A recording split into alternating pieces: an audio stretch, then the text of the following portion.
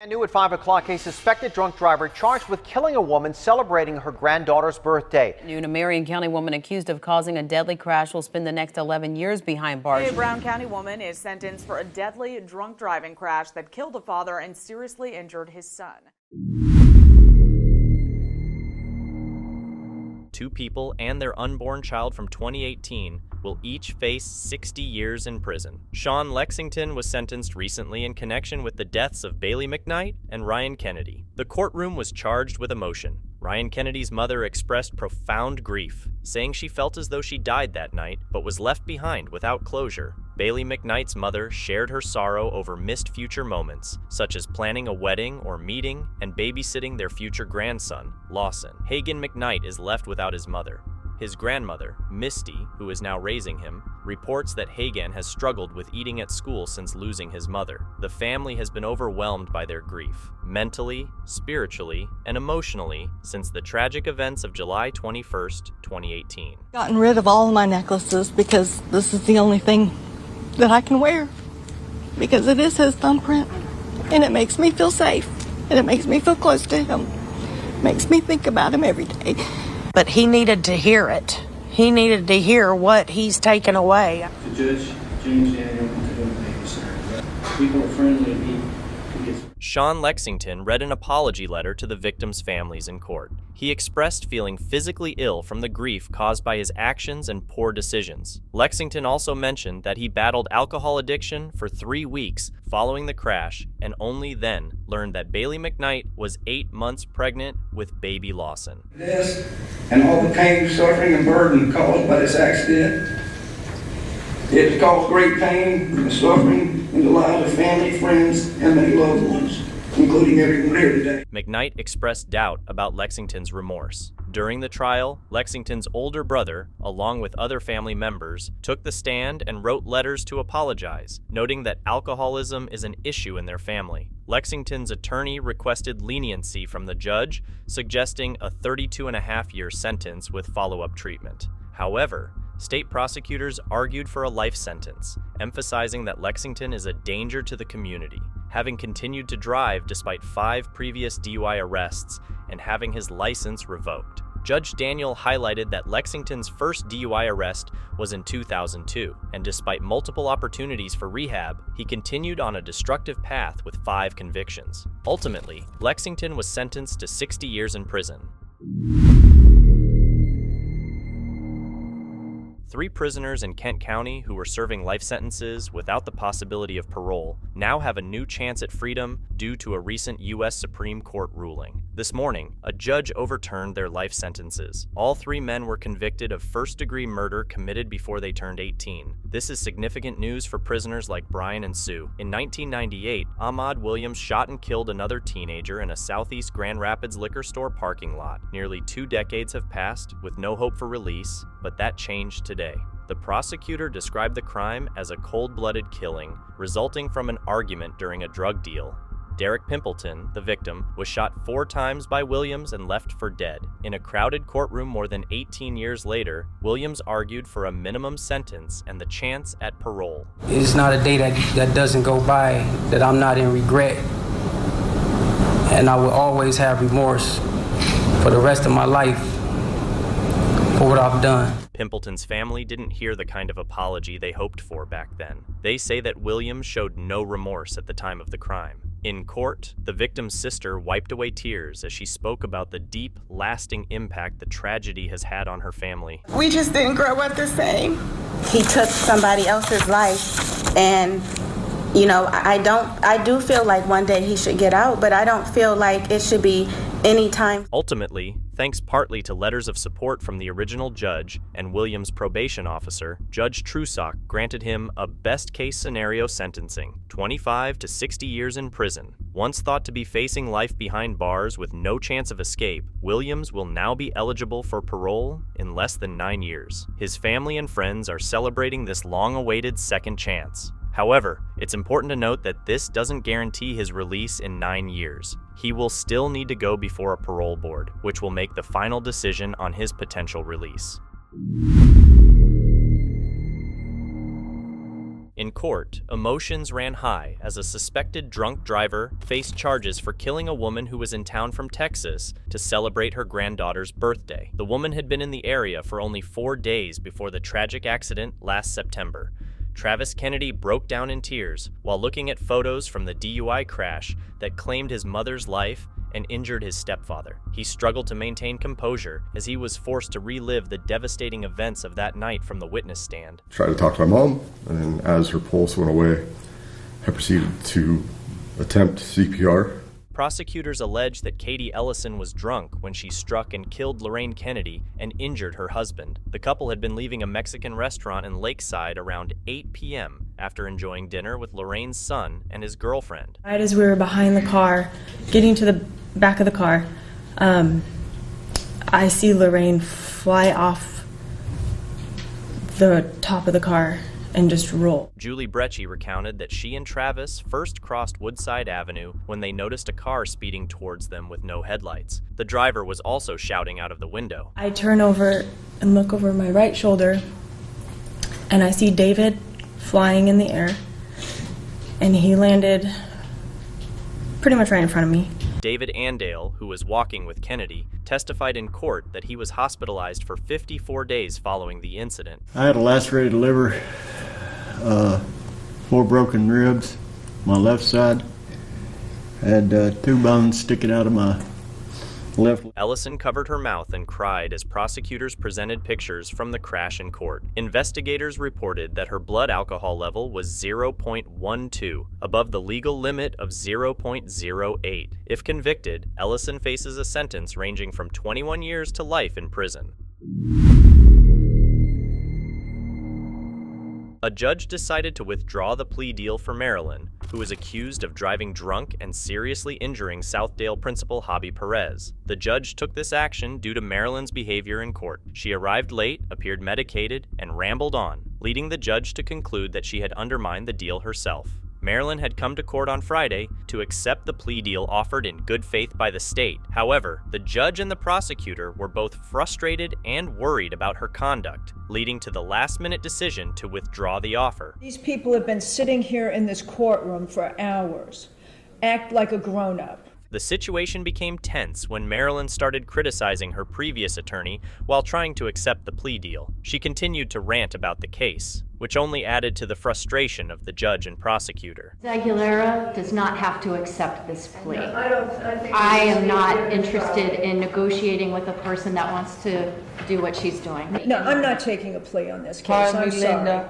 My name is not Linda, and do not address me now, Miss please. Ward, no. Marilyn was facing 4 years in prison for the DUI crash that resulted in South Dade High Principal Javi Perez losing his legs. The judge grew concerned upon discovering that she was on medication for anxiety and bipolar disorder, questioning whether she was in the right state of mind to understand and accept her guilt fully. Did you ever advise her not to take the medication? I would never have advised her. I'm not a doctor. I'm a criminal defense attorney. That's not my job. Unfortunately, today was a disaster. You know, she's a mess, and there's no excuse for this behavior. Javi Perez was in court as well and left visibly shocked. The plea deal was initially offered because Perez wanted to show compassion and move forward from the incident. The drunk driver who killed a Lyft rider and seriously injured his friend has now learned her prison sentence. The family of Alondra Marquez pleaded with the judge for a lighter sentence, hoping for leniency. I miss you, sis. The family of Alondra Marquez tearfully addressed the court, pleading for a lighter sentence for the drunk driver who caused the tragic accident. Everyone deserves a second chance. I honestly wouldn't know how to act. But please, don't take it out on my sister. In last week's impact statements, John Lawhead, the life partner of the victim Jelfam, shouted at Alondra Marquez in court, "Your actions that night took my partner, my world, my everything!" On March 23rd, 40-year-old Jelfam was visiting from San Francisco to attend a friend's wedding. That evening, he and his friend Andy Lynn were drinking at a bar in Hillcrest before taking a Lyft home. Ironically, Alondra Marquez was at the same bar. Prosecutors say that 2 of her friends tried to prevent her from driving, but Marquez chose to drive her new Lexus, despite having both the Lyft and Uber apps on her phone. She ended up crashing into Jelfam's Lyft. She was driving 109 miles an hour on the 163 where the speed limit is 55. Jelfam died from the crash, while Andy Lynn suffered a traumatic brain injury. Alondra Marquez was taken to the hospital and released into custody 3 days later. She claimed to have no recollection of the crash. Although I don't remember, I know I realized that I really messed up. Clearly, I took someone's life, unfortunately. But I just want you guys to know that I didn't do it on purpose, but I'm sorry. I know you guys are hurting. In the end, the judge imposed the maximum sentence for Alondra Marquez. An accident is something that's not avoidable.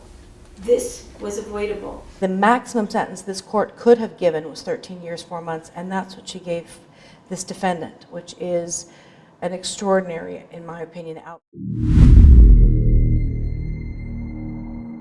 An Indiana woman will spend the next 5 years in prison for causing a multiple car accident in January 2012. Toxicology tests revealed that Amy Toms had a blood alcohol level 4 times the legal limit. Authorities say Toms slid into one car, scraped another, and then crashed into a third, leading to a pileup involving about 5 to 6 vehicles and a semi-truck. One survivor testified in court and expressed his gratitude for being alive. 5 minutes before that wreck, Justin Becker reached over and made sure I had my seatbelt on.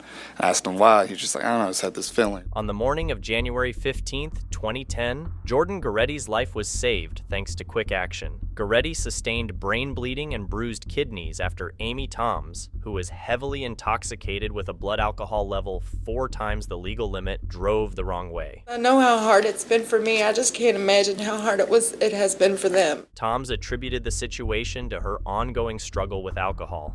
She pleaded guilty to 18 charges, including 7 counts of endangerment and DUI. Despite breaking a few bones in the crash, prosecutors argue that she still deserves additional time in jail. The fact that she was injured, that's not sufficient punishment. It's not, and it's not going to prevent her from getting behind the wheel again. The judge told Toms she was fortunate not to be facing homicide charges, given the severity of the crash. Goretti's mother remarked that it was only a matter of inches that saved her son's life. The courtroom was charged with emotion, especially for Tom and her family. As Toms was escorted out by bailiffs, her daughter erupted in an outburst, wanting one last goodbye before her mother began her 5-year prison sentence. The men responsible for a deadly drunk driving crash nearly 2 years ago will face 34 years to life in prison. Before sentencing, Jeffrey Levi, the defendant, apologized and told the court that he was an alcoholic who had relapsed. However, the judge delivered a stern message stating, "You were drunk and had other options to get home. Instead, you chose to drive, taking 2 lives and changing many more." I made very serious mistakes with detrimental consequences. I relapsed. I think of Jesus, Isaac, Giovanna, and their friends and family every day. I wish and pray that I could do or say something to change what's happened, but I can't. And I have to live with that forever. I do want to remind you, Mr. Levi, because I know that you're going to be living with this for the rest of your life, that you killed these 2 young people and burned them to death. You permanently maimed another young woman and injured an officer.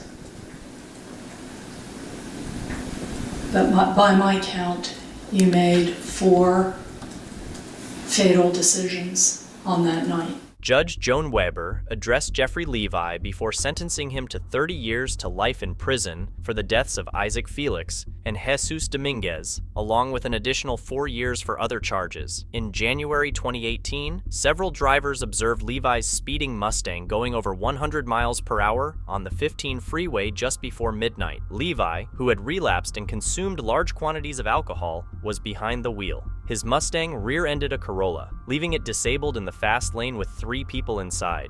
Shortly after, an SUV driven by an off-duty San Diego police sergeant crashed into the Corolla, causing it to burst into flames. Dominguez and Felix, trapped inside, were killed, and Giovanna Dominguez was severely injured but rescued from the burning car by Good Samaritans. The police sergeant was also hurt. Levi, however, walked away from the crash scene unscathed and was later found and arrested. I hope that people are listening, and I hope young people are listening.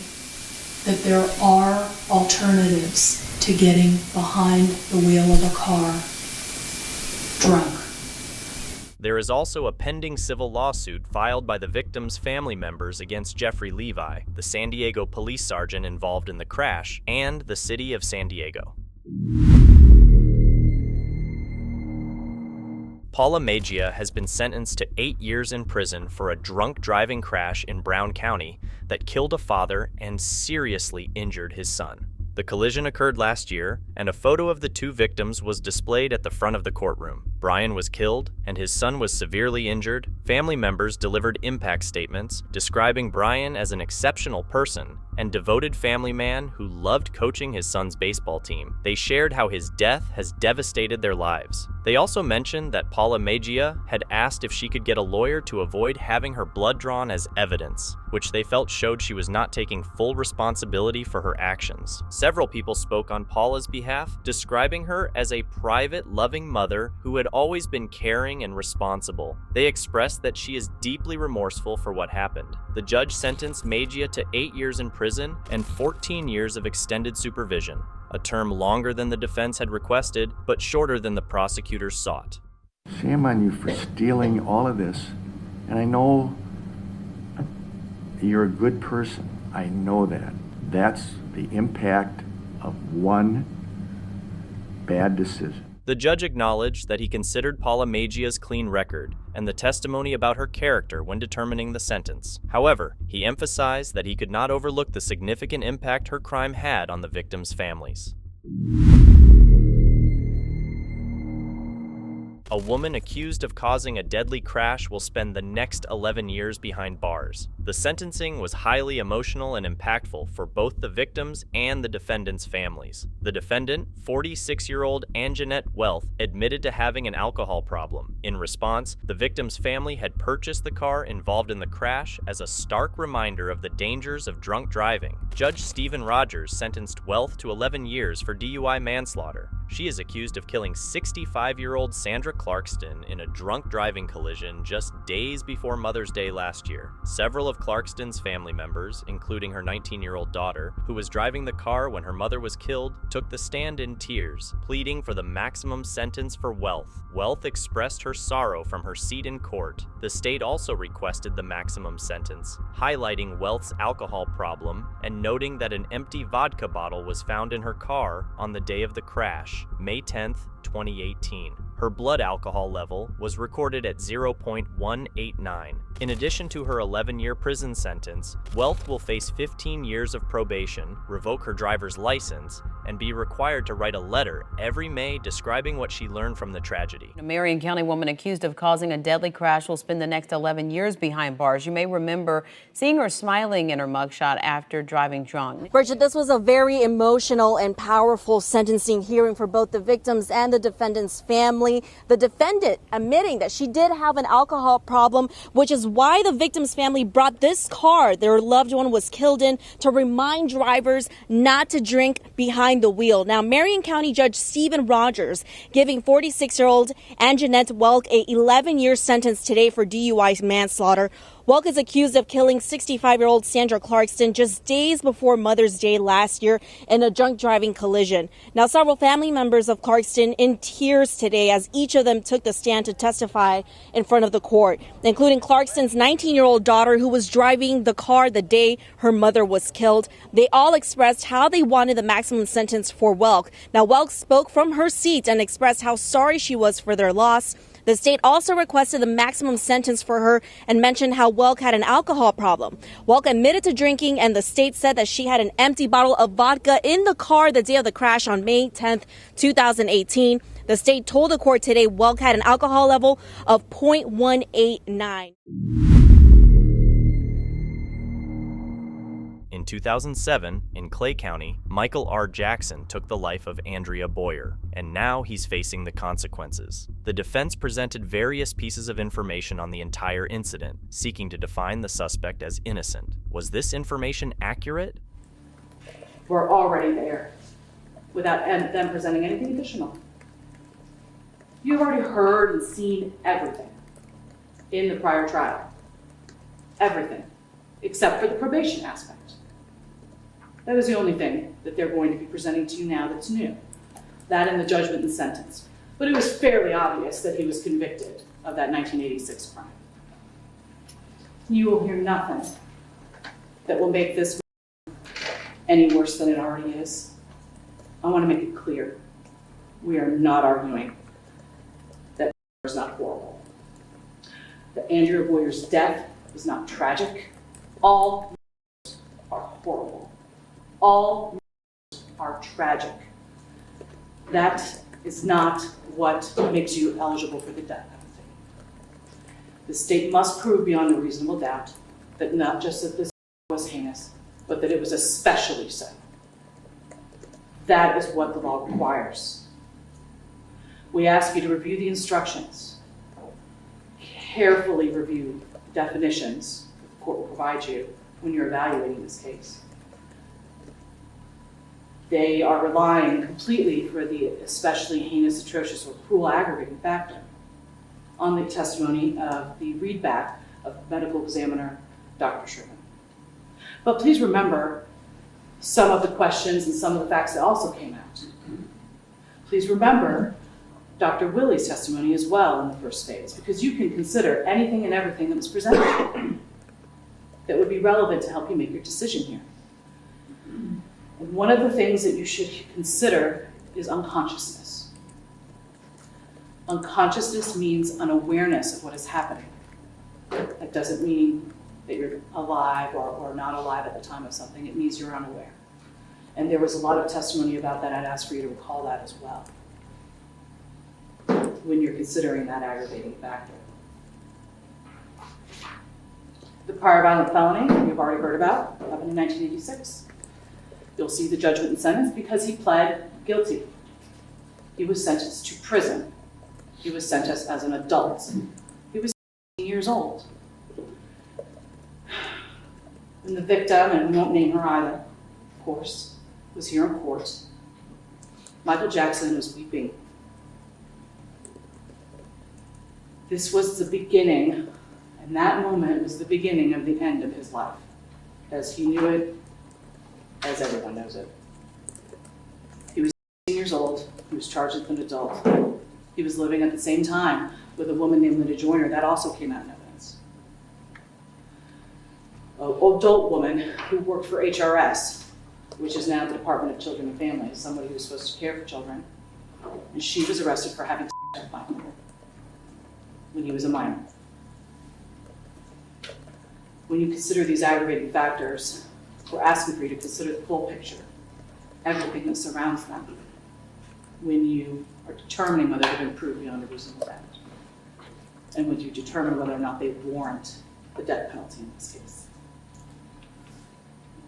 Our argument will always be that the aggravating factors as applied to the specifics of this case, this defendant, Michael Jackson, are not sufficient to warrant the death penalty. Now, Mr. Skinner touched upon one of the hardest things to listen to, which is victim impact evidence. It is not one of these specific statutorily enumerated aggravating factors. We talked about this a lot in jury selection because it is difficult to set it aside.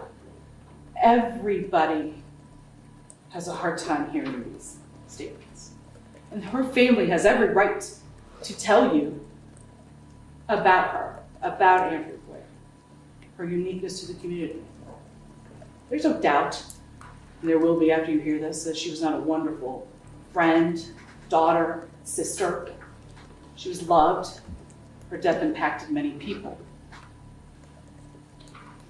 It's very powerful, and we're asking for you to please, as Mr. Skinner has, follow the law. Listen, because they have every right to tell you, but please do not make a determination on whether or not another person will die based upon evidence you should not. I'd like to discuss mitigation now.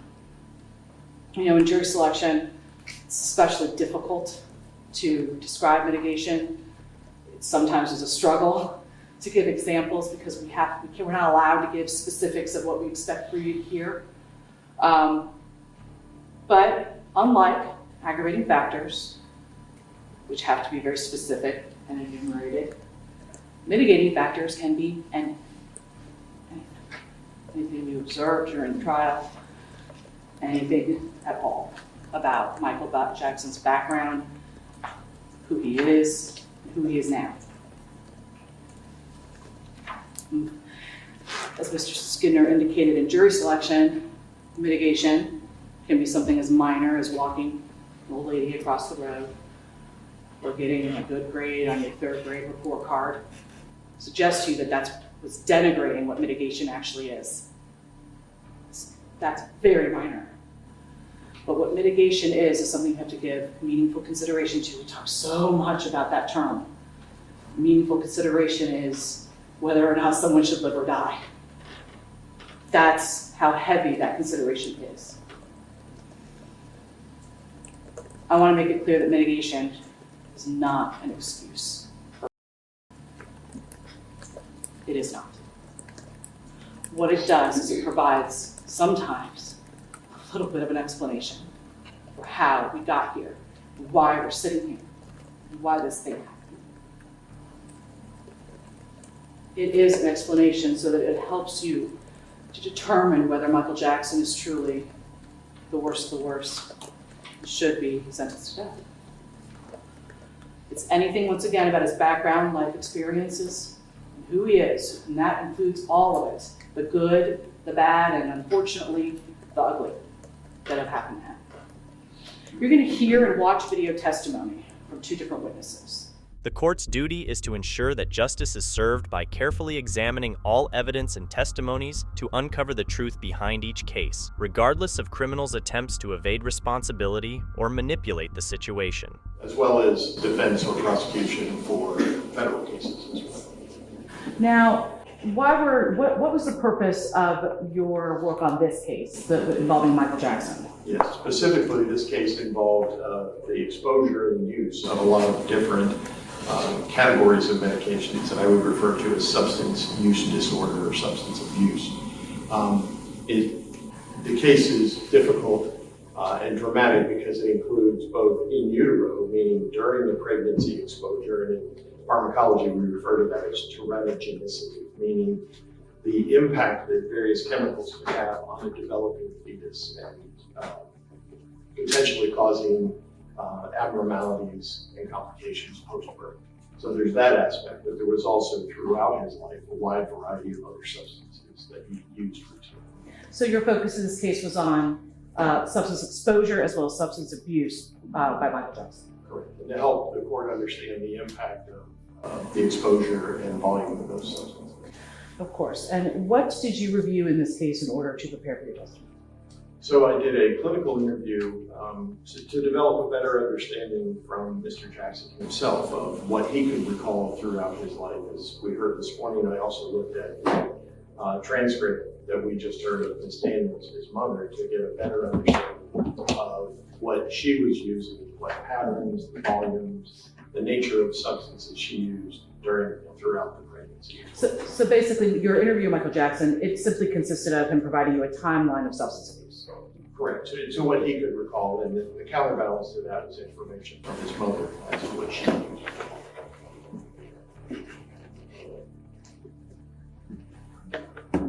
During your study of this case, can you describe the substance abuse that have come up as either him being exposed to or that he used himself? Sure. So, given the nature that this is what I do all the time, I looked at these and saw them in categories. Across the interview with him and the statements from his mother, they broke down into these 3 categories: either central nervous system depressants, which would include alcohol, marijuana, opiates, barbiturates, and quaaludes. Central nervous system stimulants work very differently, do very different things to the body, which included methamphetamine, cocaine, and ecstasy or MDMA. And then psychedelics, things that produce hallucinogen effects. And those 3 products that came up repeatedly were nitrous oxide, you might know or have heard them by the term whippets, and I can explain that. Various types of psychedelic mushrooms and LSD. And going through Ms. Daniels' interview, a couple different substances came up that I think that maybe a lot of people may not be familiar with any longer, as they're no longer drugs in vogue. Can you talk about what a quaalude is? Sure. So a Quaalude was a product that was commercially available. It was developed back in the 1950s, commercially available, and was similar to what you would think of like Valium or like a barbiturate. So benzodiazepine or barbiturates are classes. They are medications that help you fall asleep, that help you treat anxiety or muscle contractions. So it is a product that unfortunately worldwide became highly abused and eventually taken off the market worldwide. So it was in the 60s, 70s, and 80s, still a very accessible product for abuse. But we would not know about this now. They no longer manufacture Quaaludes because they were a prescription medication? It absolutely was, and very much a controlled substance. But people figured out very quickly that when mixed with alcohol or mixed with other medications, what it produced a very strong euphoria. Christmas trees was another one, which is maybe even less known. Well, and for a reason. Christmas trees would be like saying spice. Spice is actually not a substance. We hear that, people purchase spice, but spice is a term, a collective term referred to things that are sprayed on a natural product like leaves or something that can be burned or smoked. But you really don't know what substance you're going to get. Christmas trees was literally because the press that made the tablets were shaped like Christmas trees. If you go back and look at that time as to what was the predominant, it was stimulants. So it was central nervous system stimulants like amphetamine, methamphetamine, those types of products that were in there. And they were commonly mixed substances. So it's one of those where you just didn't even know what you were going to get when you took it. Black mollies as well was mentioned? So that's a term, again, a street term, like that name, but mollies is synonymous with ecstasy. So it too is a central nervous system stimulant like methamphetamine, or not exactly, but more like methamphetamine. And that's been a product of abuse for many, many years. The jury plays a crucial role in the judicial process by carefully reviewing all the evidence presented during the trial and deliberating to reach a fair and just verdict, which ultimately serves the interests of justice and upholds the rights of the victim. In the Circuit Court of the 4th Judicial Circuit in and for Clay County, Florida, case number 2007 CF 293, State of Florida versus Michael R. Jackson.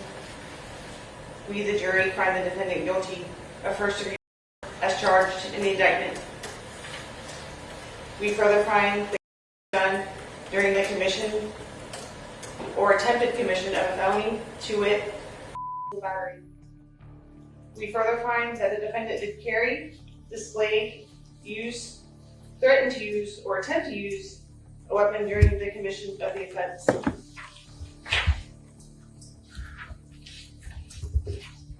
Count 2. We, the jury, find the defendant guilty of battery upon a person 12 years of age or older with the use of physical force likely to cause serious personal injury as charged in the indictment. So to save you all, done in Green Cove Springs, Clay County, Florida, signed by the foreperson, dated today's date. Michael Renard Jackson was sentenced to life in prison without parole. Martin McNeil is responsible for what happened. Back on April 11, 2007, in Pleasant Grove, Utah, they found the body of Michelle Marie McNeil. Doctors initially believed she died naturally, but later they said it was foul play. This led to Martin McNeil, her husband, getting arrested. Sometimes, being together for a long time builds trust, but can also cause misunderstandings. And when those misunderstandings turn into bitterness, people might do things that are hard to imagine. The following morning, Alexis got up and came into her mother's room to check on her, and immediately noticed that Michelle was very sedated and that she would not wake up. Alexis asked the defendant what he had given her. He stated that he had probably over-medicated her. Alexis was upset and reasserted that she would be the one taking care of Michelle, and also began to track all of the food, beverages, medications, and other things consumed by Michelle, in addition to taking her vitals, and she recorded all of this information in a little book she kept near Michelle's bed. As a result of the medications she had been given by the defendant, Michelle was sedated for much of the day and asleep often during this first full day home. But her condition began to improve that night, and after becoming more lucid enough to meaningfully communicate, Michelle told Alexis that the defendant continued to give her and told her to swallow. She also said that she had thrown up. She asked Alexis to help her feel the pills so that she would know which was which if she was given them in the future. A few days later, Alexis overheard her mother and the defendant fighting about Gypsy and how Michelle was not going to let this go. Michelle demanded to see the defendant's call records. The defendant attempted to skirt the issue by talking about how they should go on a cruise. On April 10th of 2007, Alexis took Michelle to a follow-up appointment with Dr. Thompson, who said she was doing great and recovering just fine.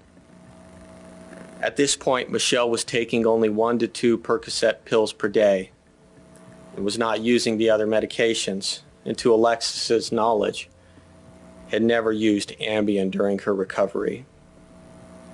The family went out to dinner and then dropped Alexis off at the airport to return to medical school.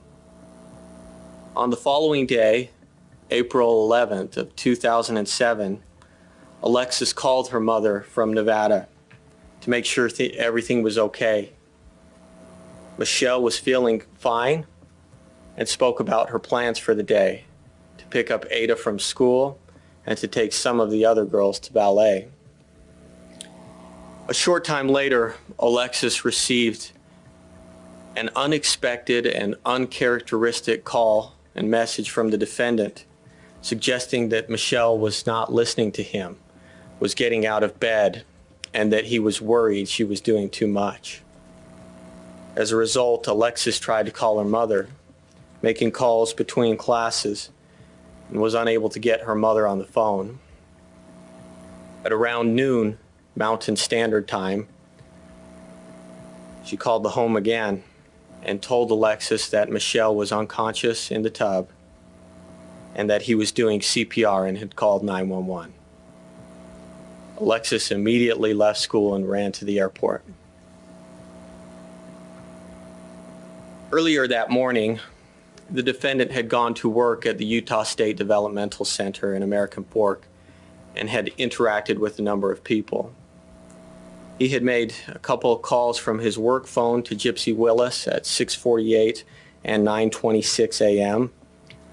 Later that morning, he had run into Gayla Moore and appeared to be in a rush, which was uncharacteristic for him. The defendant told Gayla that he had to get to the safety fair. Melissa Frost, another employee at the Utah State Developmental Center, was running the safety fair and said the defendant was not there except around 11 a.m. in order to accept an award, and said that normally he did not care about the safety fair that the developmental center put on annually. The defendant eagerly told David Laycock, another employee, that he needed to have his picture taken. So in that vein, are you offering it for the truth then of the matter asserted? No, Your Honor, I'm offering it for the effect on the hearer. It explains why Ms. Frost was willing to adjust the safety fair schedule, specifically this main event of the award ceremony, to different times, in spite of the fact that it was contrary to her original plan and she really didn't want to. And Your Honor, we do not have, Karen Clark was never interviewed, so we don't know what she had to say. We tried to find Karen Clark and we could never find her. So we don't know what her testimony is going to be. And it's my understanding from what Mr. Perkins has said is that her testimony is even changing today, because there was nothing ever said about that Dr. McNeil had to get the award and that they requested that he send somebody over to get the award. That's totally new information to us. And we do not have these people to testify, and so I would ask that it be excluded, specifically in terms of that they said that Dr. McNeil's wife was sick. I understand that if she changed the award for a reason, that's fine, but there's no reason to have the statement about that Michelle was sick be introduced specifically when we don't have those people who are going to be testifying during this trial. As we talked at the bench, I think this is an issue of hearsay on hearsay. It's a double hearsay question. The initial statements of the doctor to these individuals are being offered against him, and so that they would be statements of a party opponent. And so we're really looking at that next stage, and if it's offered for the effect on the hearer to show why she moved the safety fare to a different time, that's not hearsay. My concern is this issue, she needed a good reason to move it, and if that's how the state's going to offer this, that she had a good reason, it seems to me that my wife was sick, it becomes offered for its truth. Yeah, I would disagree, Your Honor. Help me understand that. Well, whether it's true or not, that's what she was told, and that's what she based her decision on. I think that's effect on the hearer. And so if she didn't, does it matter then, the reason? I mean, what would she say? I wouldn't have changed it for any other reason, or? I think in the back and forth on these calls requesting her to move the award ceremony for Dr. McNeil's benefit, what she's saying is ultimately she decided to do that because it was represented to her that there was that he needed to go out and attend to his wife. I think she relented because of that representation, whether it was true or not. I don't think she knows whether that was true or not. But Your Honor, I would argue that because Dr. McNeil was the director of the developmental center, he has authority, and so he has authority to change that, and she would relent because of that. We don't need the damaging statement about that his wife was sick for the jury to hear, for them to understand that he was trying to change the date. That's what they're trying to convey to them, and that's conveyed without the statement about her being sick. So that I understand your argument then is the reason given was important because that reason had the effect on the hearer. If there had been some other less important reason, then there would be no... She may not have agreed to change the ceremony. Okay, what about the 403 question?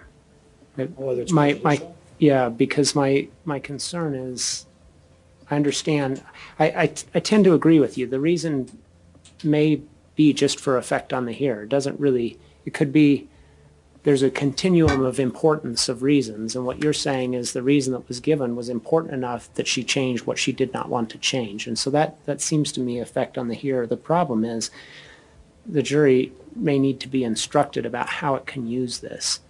That it's not being offered to show that Michelle McNeil was in fact sick, but to show the reason that she changed. We might not pay much attention to many people in our everyday lives, but when we mess up or do something wrong, those same people could suddenly become really important witnesses. Later down, a couple of months later, we found out that they were in an intimate relationship, and Damien and I also on one occasion, we went to lunch. Okay, before we go to there. Okay. How did you find out that they were in an intimate relationship? Just... Can I strike that question and rephrase it? Did Martin ever tell you that he was in an intimate relationship with Gypsy? Yes. Okay. And was that a couple months later? Yes. Okay. Now, did you ever socialize, you and Damien, with Martin and Jillian? Yes. Will you describe that? We went to lunch on one occasion, and... Do you recall when that was? It was a few weeks after she was hired as the nanny. Okay. And so this is reaching a month, maybe a little bit more than a month after Michelle's death? Yes. Maybe a little bit under a month? Yes. Okay. Where do you recall where you were? I don't remember which restaurant, but it was just like a sit-down restaurant, relaxed environment. Okay. And what did you observe there that made you think this might be a little bit more than employer nanny? I saw Jillian reach over and eat food off of Martin's plate, and I thought that was strange given their employee-employer relationship. Did you remark about that to anyone? I told Damien that I thought that was weird. Okay. A couple of questions I want to clarify going back to the pills in the bathroom and flushing them down the toilet. Did Martin ever explain to you why he wanted to have the pills destroyed? He wanted just to get rid of them because it might have contributed to Michelle's death. Okay. Do you recall saying at a prior time that he had said he couldn't bear to look at them? Yes, I do remember that. Okay. And was that an accurate statement from your interaction with Martin? Yes. Okay. Well, when did your relationship with the McNeils end? When Damien and I broke up in February 2008. Okay. And have you kept in touch with them over time? Periodically I've talked with Alexis or Rachel, but never, I haven't recently. Okay. And when you say recently, when was about the last time you? The last interaction I had with Alexis was just at the preliminary hearing. I think I just said hello, and that was it. Okay. And that was a year ago? Yes. Okay.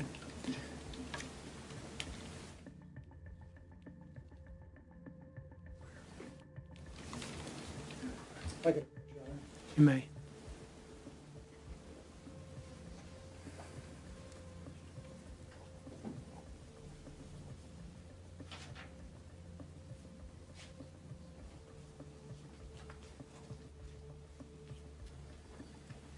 Ms. Hang, I'm showing you what's been marked as State's Exhibit number 18.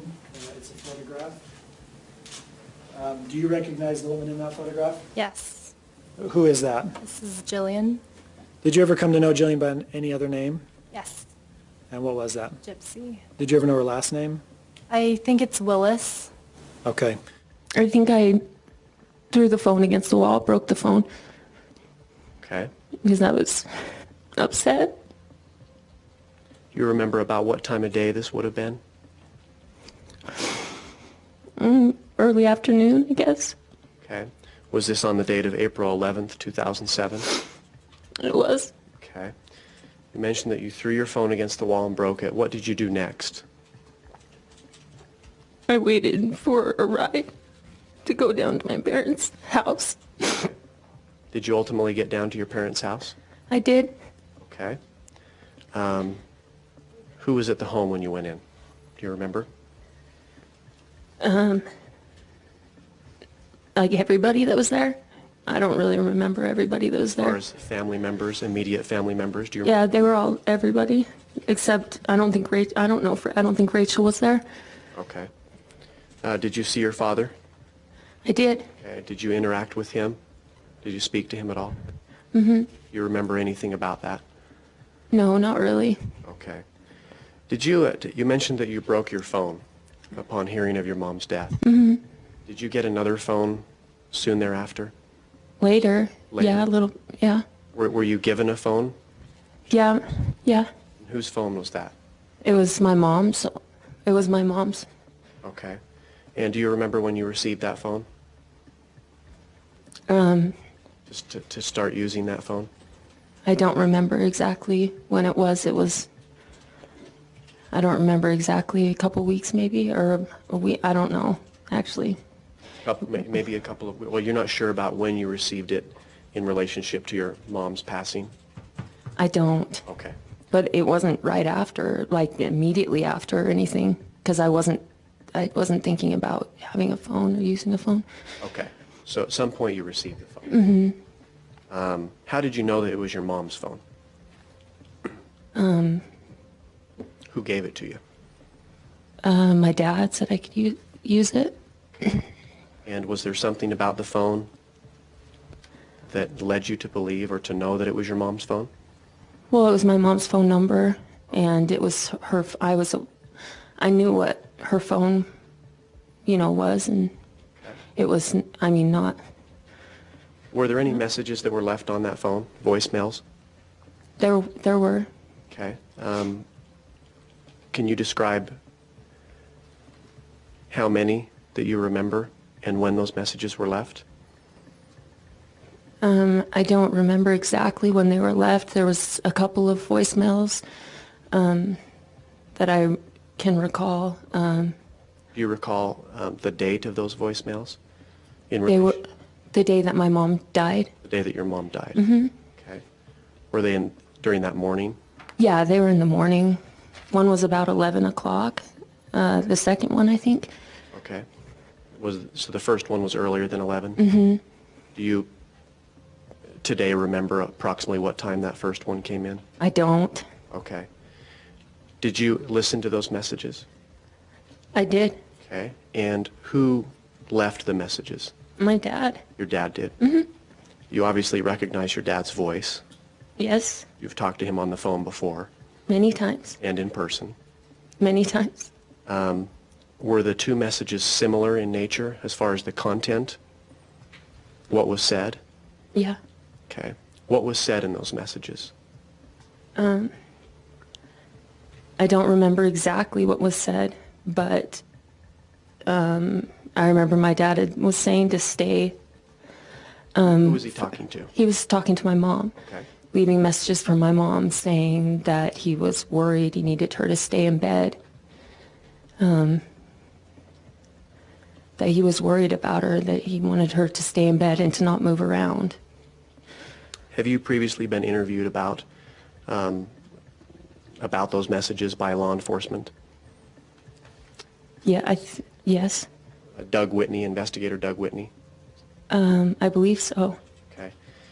Did you in fact tell him that in the message your dad also told your mom not to go anywhere? I don't remember. If that's what it says. Being a witness to a murder is tough. The whole case often depends on what the witnesses say. However, it raises suspicion when witnesses forget or deny what they saw.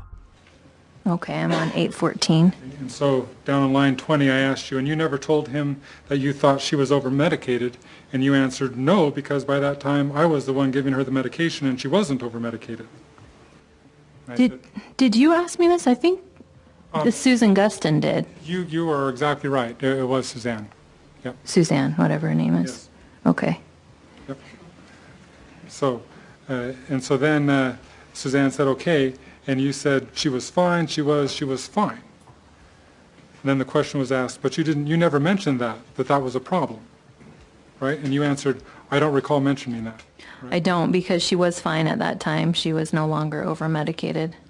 And then Suzanne asked you, okay, did you mention that to anybody else, that your mom had been over-medicated? And you answered, I don't think so, correct?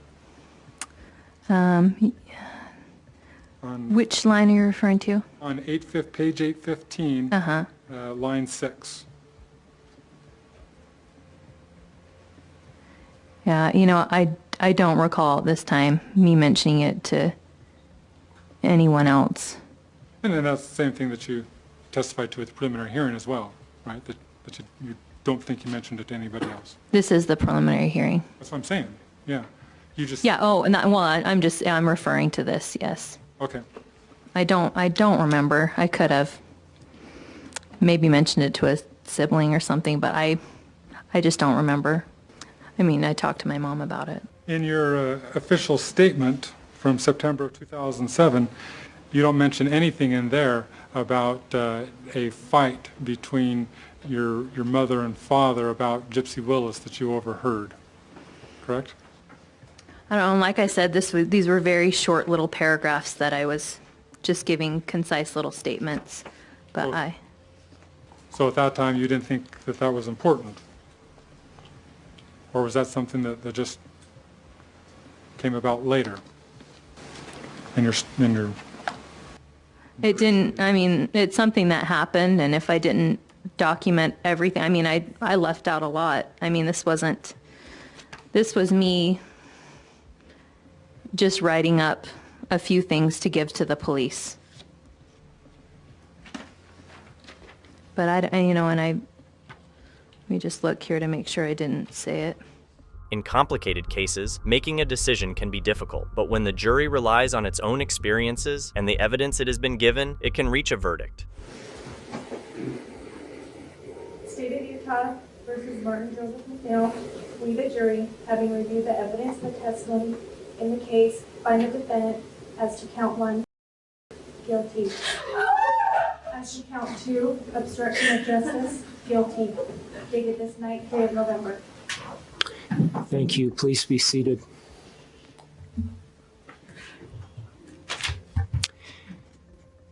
Do either counsel wish to have the jury polled? Yes, please. Ladies and gentlemen, the court will now conduct a poll of each individual juror. I will read each verdict question. Each juror will then be asked if this was his or her verdict. Do each of you remember your juror number? To preserve your privacy, I will use your juror number. As I call your juror number, please advise me if the verdict was in fact your verdict or not. If this was your verdict, please answer yes.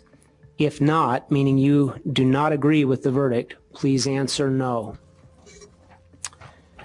Juror number, to begin with, we, the jury, having reviewed the evidence and testimony in this case, find the defendant as to count 1, guilty. Juror number 9, was this your verdict? Yes. Juror 21, was this your verdict? Yes. Juror 29, was this your verdict? Yes. Juror 43, was this your verdict? Yes. Juror 60, was this your verdict? Yes. Juror 64, was this your verdict? Yes. Juror 67, was this your verdict? Yes. Juror 77, was this your verdict? Yes.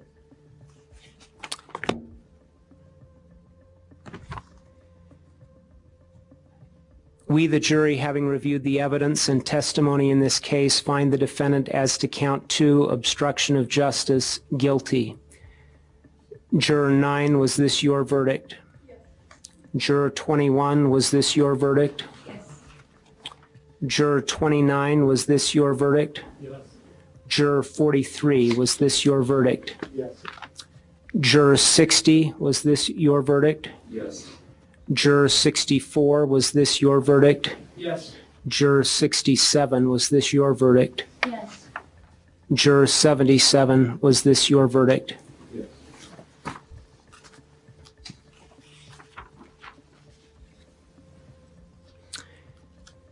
I will note that the jury verdict has been provided to me and will be made a matter of the court record. Order that the clerk place it in the file.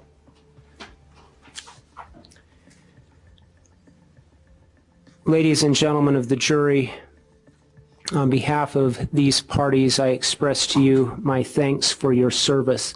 Each of you have served at significant sacrifice to your families, your employment, and to your personal affairs. I will advise you at this time that you are now free to discuss the case with the lawyers if you choose to do that. This may be informative to their practice of law and to the legal process. You may also speak to media representatives if you choose to do that. I have prepared a list of media personnel who are interested in interviewing jurors in the case of State of Utah versus Martin McNeil.